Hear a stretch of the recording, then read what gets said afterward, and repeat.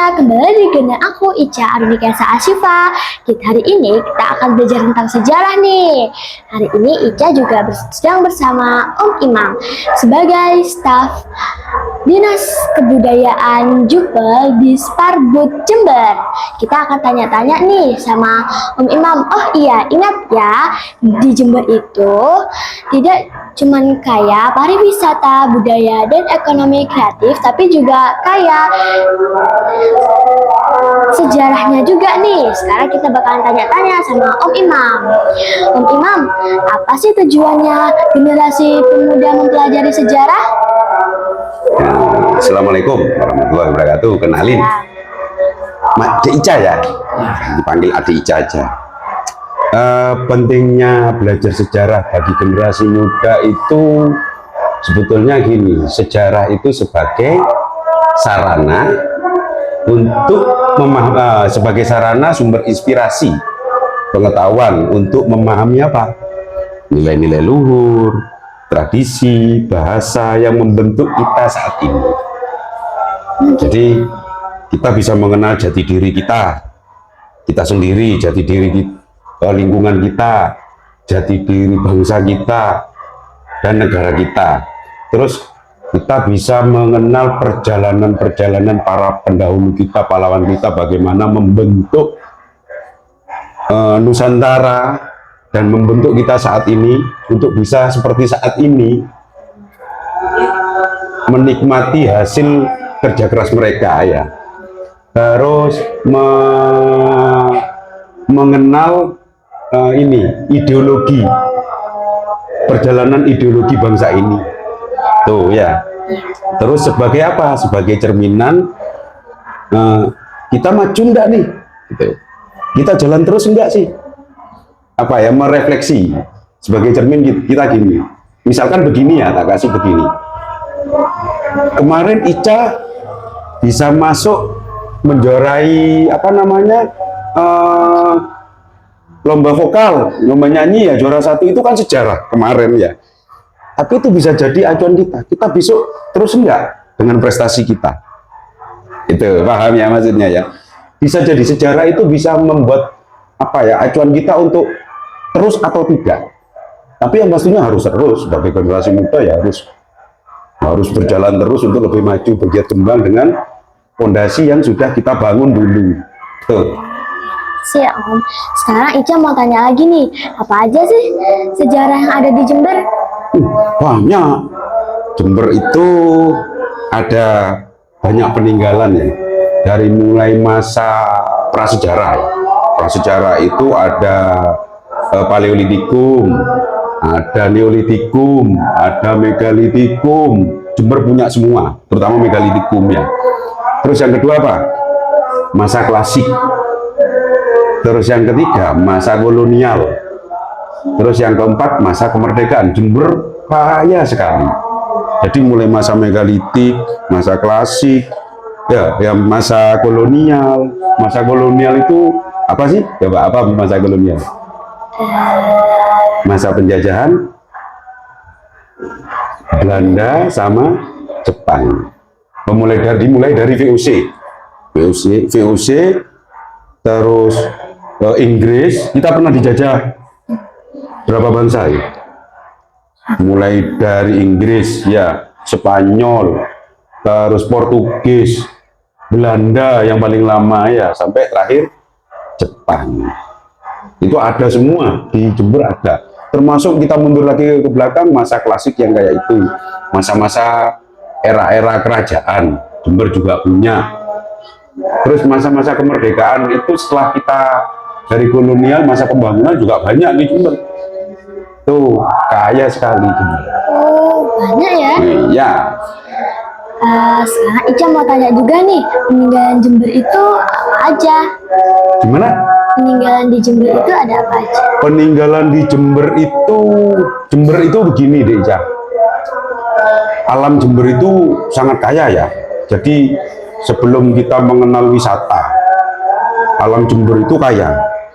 Jember punya 2 gunung, ya, Gunung Raung, Gunung Argopuro. Terus kita punya lautan.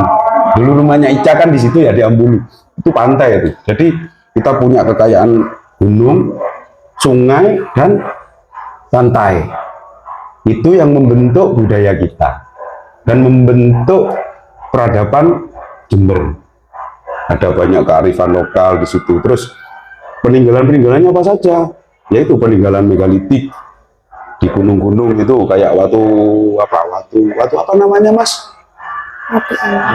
Batu apa namanya? Watu Kenong. Ya, Watu Kenong. Itu yang dari megalitik. Terus Menhir.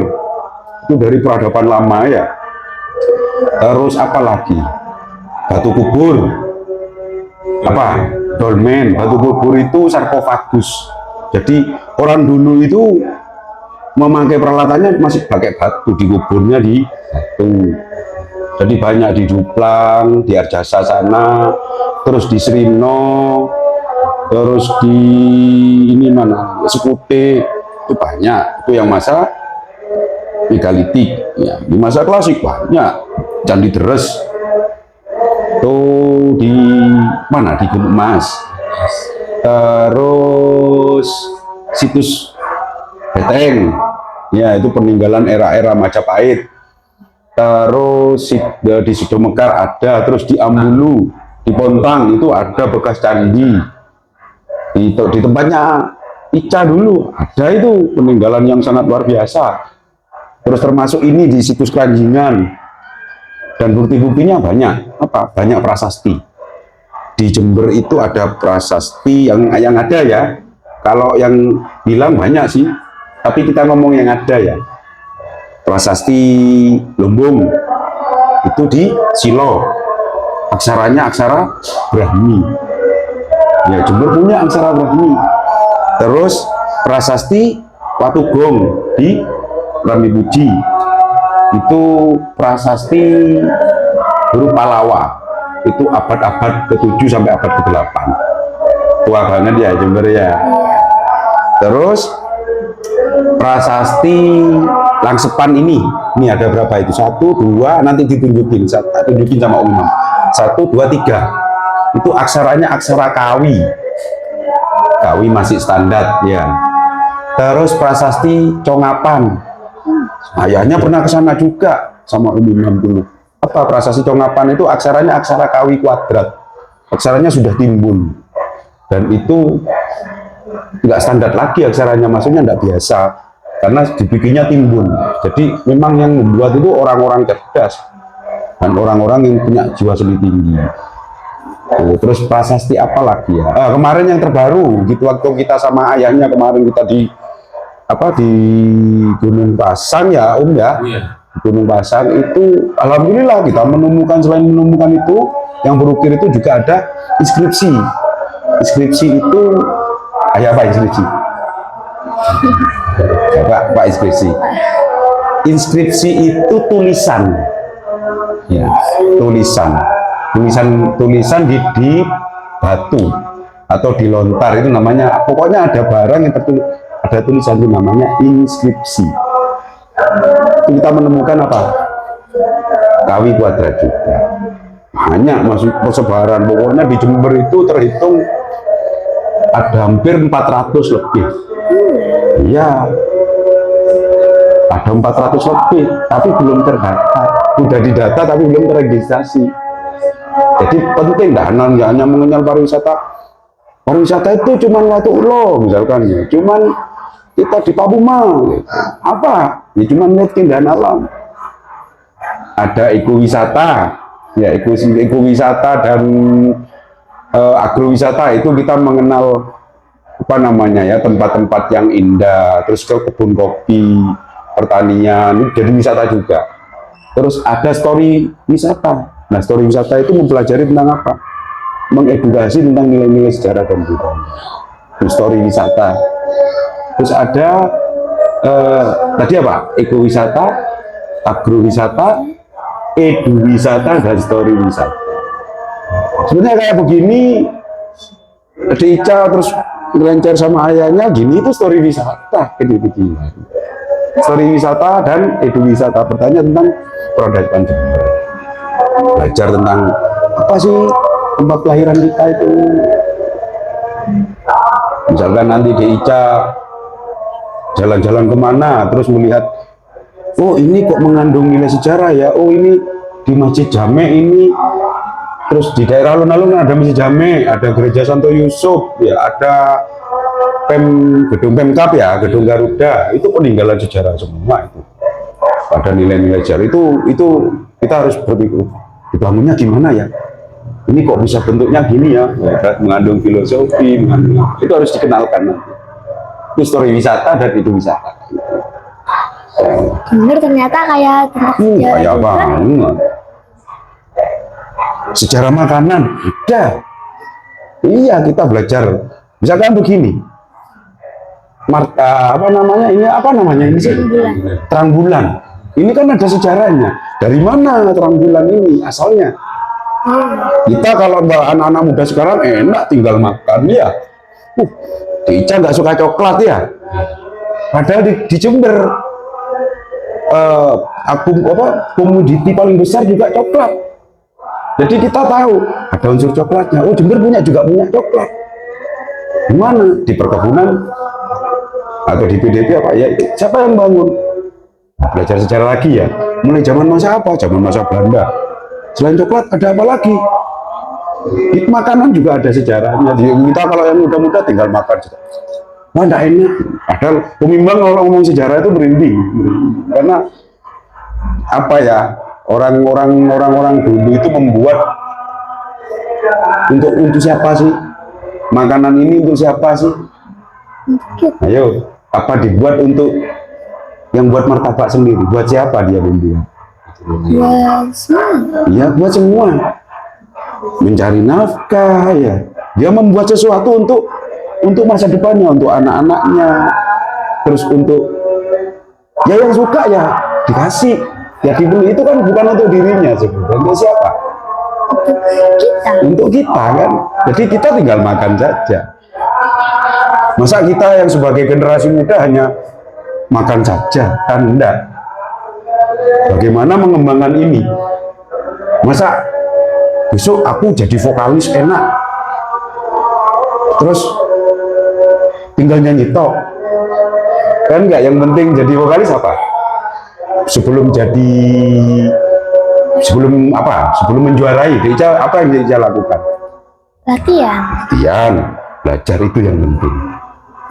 Jadi bagaimana sih aku supaya bisa dapat juara 1 sih?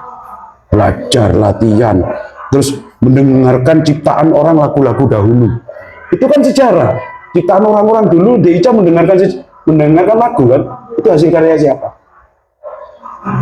Hasil karya orang-orang dulu ya. Dipelajari sama yang muda, ditekuni, akhirnya jadi sesuatu. Penting sekali. Jadi sejarah itu nggak hanya ngomong wisata, banyak. Sejarah kuliner, sejarah musik, sejarah pemerintahan, sejarah seni rupa. Jadi sejarah itu mencakup semua. Jadi orang nggak akan bisa apa-apa tanpa sejarah. Apa sih Om contoh-contohnya batu-batu bersejarah di Jember? Contoh-contoh produk sejarah di Jember. Iya. Banyak. Tapi Om Imam mau nunjukin yang di situ sini ya. Tinggalan di situ siapa namanya? Keranjingan, alas kota di sini itu tercatat di Belanda. Ini ada beberapa. Yang ini bukan ya? Bukan. Ini kemarin ini juga sebenarnya tinggalan Jember juga, tapi ini yang di Gunung Argopuro. Ini yang sama ayahnya ini. Ini namanya umpak. Ini ada ukirannya bermotif sulur. Ya. Apa umpak itu? Nah, umpak itu gini. Umpak itu sebagai fungsinya sebagai apa? Penyangga tiang rumah atau bangunan. Pernah lihat di desa-desa. Jadi rumah, terus ini umpak, ini ada tiang. Biasanya 4, kalau rumahnya cagaknya 4 ya, tiangnya 4 ya, berarti dia disangga ini tiang. Kenapa orang dulu pakai gitu? Supaya apa? Supaya nggak diserang sama hewan-hewan ular. Kan rumahnya kan ngangkat kan, nggak di pas di tanah. Terus juga apa? Supaya nggak gempa. Indonesia itu kan terkenal apa? Gunung aktif ya, terus sering gempa. Jadi nenek moyang kita itu sudah sangat cerdas dan sangat canggih. Dia bisa memikirkan bagaimana rumah saya itu tetap aman dari gempa. Jadi begini, bayangin ya. Kalau rumah gini gampang rusak kena gempa, tapi kalau umpa itu dia kan kayak sok gini bergerak ya. Paling yang rusak cuma atap-atapnya jatuh goyang. Kayak bayangannya gini, di Ica naik kereta api pernah. Kenapa ketika minuman ditaruh di atas mejanya kereta api tidak bergerak dia gini? Padahal jalannya gini-gini ya. Kenapa? Karena di bawah itu ada sok. Itu fungsinya kayak umpa, jadi bergerak gini dia. Canggih ya nenek moyang kita ya lah ya. Jadi selain mengamankan dirinya bernaung di rumah biar nggak diserang sama ular, hewan melata, terus harimau kan dulu hutan-hutan. Jadi dia dibuat bertingkat begitu. Jadi nggak langsung nempel tanah. Jadi ada kayak apa kolong, rumah di bawah rumahnya itu ada kolong gitu, itu kayak gitu. Terus ini sebuah prasasti ini prasasti begini, ngadepnya begini. Nah, ini atas, ini bawah. Ini namanya prasasti Langsepan karena ditemukan di dusun Langsepan, kelurahan Ranjingan sini. Ayahnya juga sering ke situ dulu, bermusuhan di situ sama ayah, sama umi mamanya. Ini namanya prasasti Langsepan dengan aksara Kawi standar. Tahunnya tahun berapa? Nah, ini ada pesan tahunnya ini. Ini situs Alas Kota itu memang tercatat di Belanda. Tapi kita bersyukur karena dengan temuan prasasti ini bisa tahu usianya. Lewat mana kok bisa Imam gitu ya? Kok bisa tahu usianya? Ya, dibaca batunya itu. Dibaca. Loh, bacanya gimana Imam? Ya, gitu ya.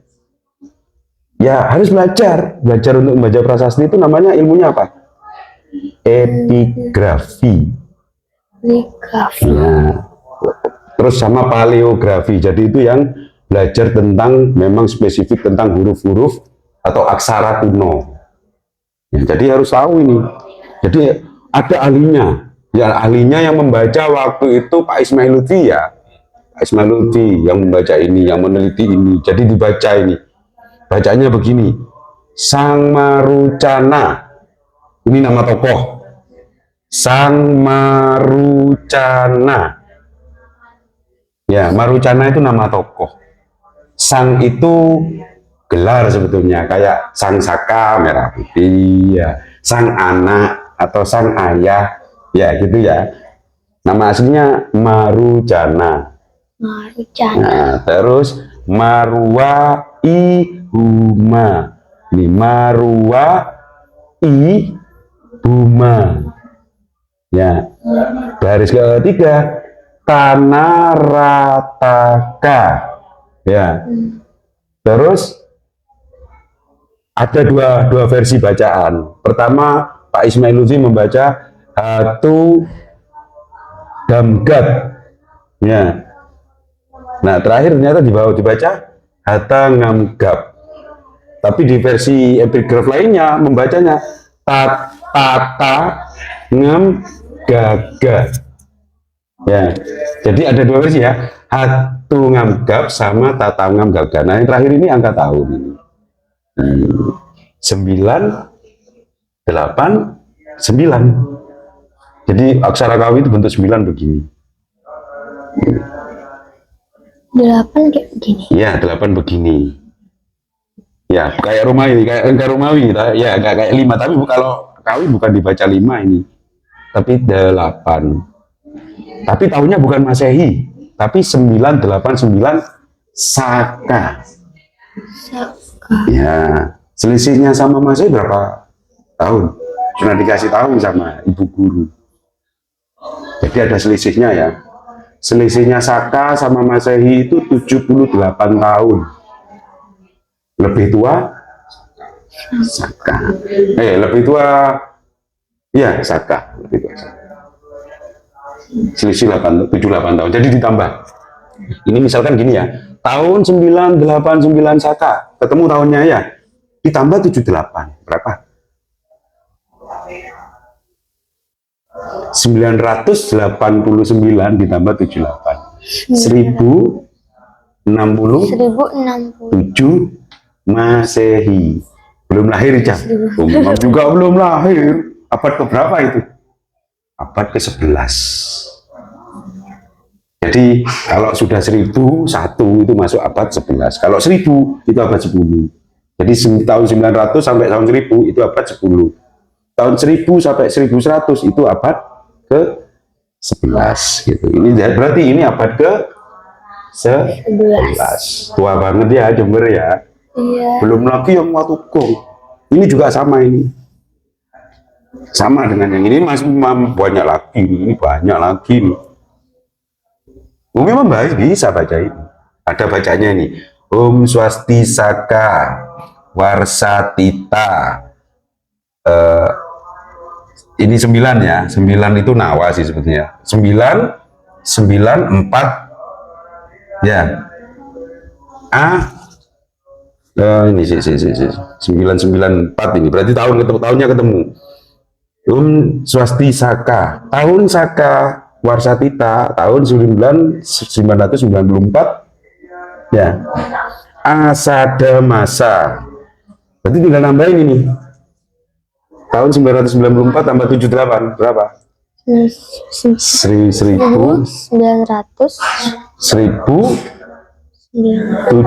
selisih 5 tahun pokoknya sama ini.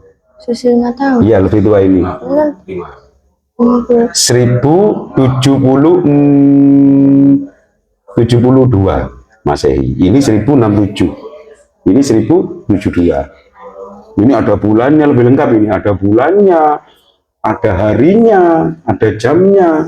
Lengkap ini. Angka 4-nya mirip sama 3. Ya, ini angka 4 ini. Ini 9 ini, ya kan sama ya?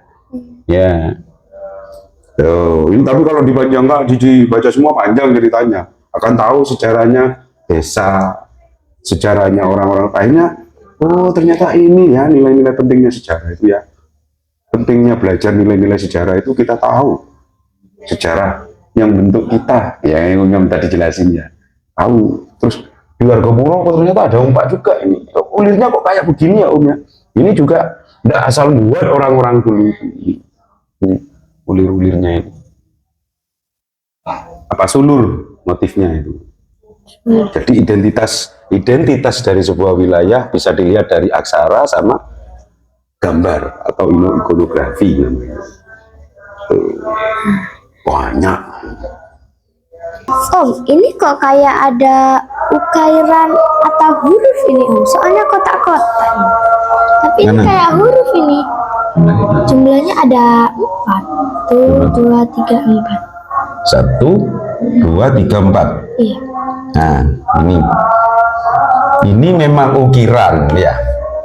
Sama enggak dengan ini? Iya. Beda ya? Ya, dengan ini juga beda.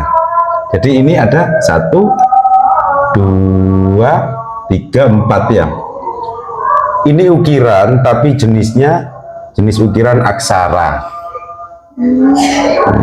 Bisa memahami akhirnya ya di Ica ya. Ini aksara ini. Aksaranya aksara Kawi. Stop di sini. Kawi Om, kan sama kayak ini, tapi kok beda Om? Nah, kalau ini memang sama-sama Kawi. Tadi Imam kan sempat jelasin ya, tapi mungkin sedikit ini agak spesifik ya. Ini Kawi kuadrat, ini Kawi standar. Masanya tuaan ini. Nah, dinamakan Kawi kuadrat kenapa? Karena ini kotak-kotak hurufnya timbul. Timbul. Kalau ini kan tidak timbul ya, tenggelam ya.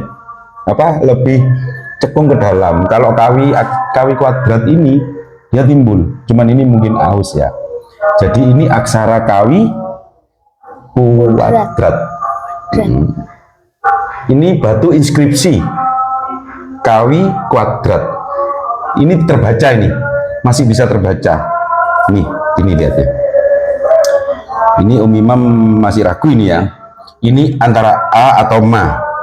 Kalau pakai Ma berarti Masaba. Ini Imam tidak bisa kelihatan. Atau Asaba. Kata dasarnya Saba atau Sobo, tempat pertemuan. Artinya ya, itu diduga tulisannya terbaca seperti itu. Jadi ini juga batu inskripsi atau prasasti pendek. Kalau ini prasasti lumayan panjang ya. Peninggalannya apa? Ini peninggalan yang di Gunung Hyang. Perkiraan ini sejaman dengan yang prasasti Congapan yang di Sumber Baru. Kalau Sumber Baru itu 1010 Saka atau 1008 9 Saka. Era abad-abad sama sih, sama dengan ini abad-abad 11. Jenggala atau Kediri. Tapi kita masih belum tahu ada hubungannya ke Jenggala sama Kediri. Cuman eranya era itu ya. 1089 Masehi. Karena coraknya sama ini. Gaya paleografinya atau tipenya sama dengan yang Congapan, sama-sama kuadrat. Bisa memahami ya, beda ya. Ternyata Jember itu nggak cuman kayak pariwisata ya, ada sejarahnya juga. Iya, banyak sekali. Kita kayak aksara, kita punya aksara Brahmi, Palawa, Kawi kuadrat, Pegon, sama Carakan. Belum lagi Latin. Kalau orang dulu ngomongnya gedrik, zamannya ayah kita ngomong gedrik ya, namanya ayah sama Om Imam itu gedrik. Jadi kita punya banyak aksara, kaya sekali Jember itu. Jember sebagai tempat peradaban. Sekarang teman-teman di sini udah tahu kan sejarah di Jember apa aja. Ingat ya, di Jember itu nggak cuman budayanya aja dan sama pariwisata, juga sejarahnya juga. Nah, sekarang kita udah tahu kan penting-pentingnya memahami sejarah itu, karena sejarah adalah inspirasi memahami dan menggali bahasa, tradisi, nilai-nilai luhur, jati diri kita dan bangsa. Sekian, terima kasih. Jangan lupa like, comment, and subscribe. Bye-bye.